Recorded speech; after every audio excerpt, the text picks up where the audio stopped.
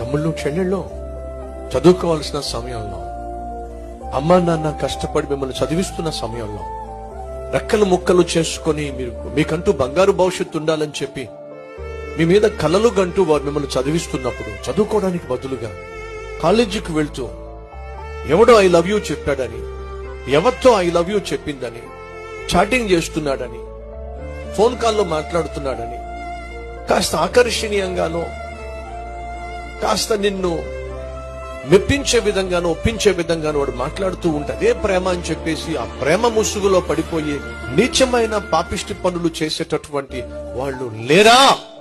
పడ్డావు, ప్రేమలో పడ్డావు, ప్రేమ అనే ఒక ఉచ్చులో పడ్డావు, ప్రేమ అనే ఒక పిచ్చిలో పడ్డావు.